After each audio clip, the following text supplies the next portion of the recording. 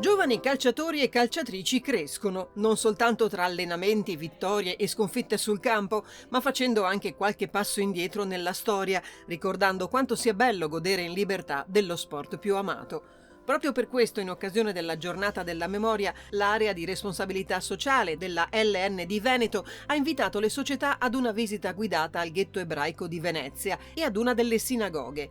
Pro Venezia, Calcio Lido di Venezia e Polisportiva Saccafisola, le società che, giocando in casa, hanno prontamente risposto alla chiamata.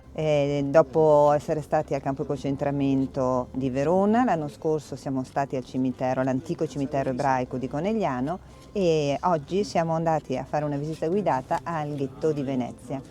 Una visita guidata molto emozionante, interessante.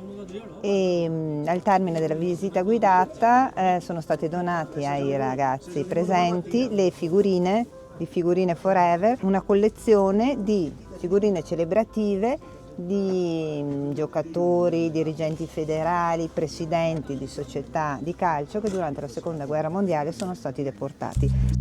Accompagnati lungo il percorso dalla guida Paola Gravina, i partecipanti hanno potuto conoscere la storia delle comunità ebraiche veneziane, il periodo della deportazione e la nascita dei cosiddetti grattacieli di Venezia, le alte abitazioni costruite nel ghetto per far fronte alla segregazione. Durante la visita è stata raccontata anche l'origine del termine ghetto, divenuto poi universale, probabilmente derivato dalla parola getto, antica fonderia presente nella zona, trasformata in seguito dalla pronuncia tedesca.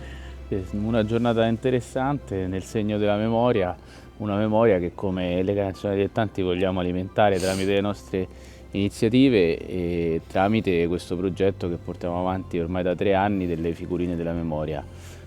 Costituito insieme ad ANED, Associazione Nazionale Ex Deportati, e a Figurine Forever.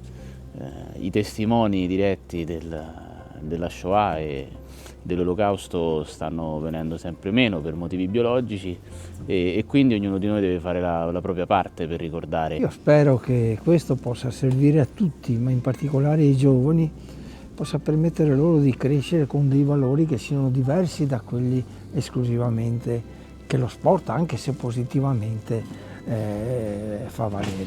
Una riflessione che faccia capire quanto bene si sta in condizioni normali e non in condizioni in cui qualcuno vive o ha vissuto in tempi passati.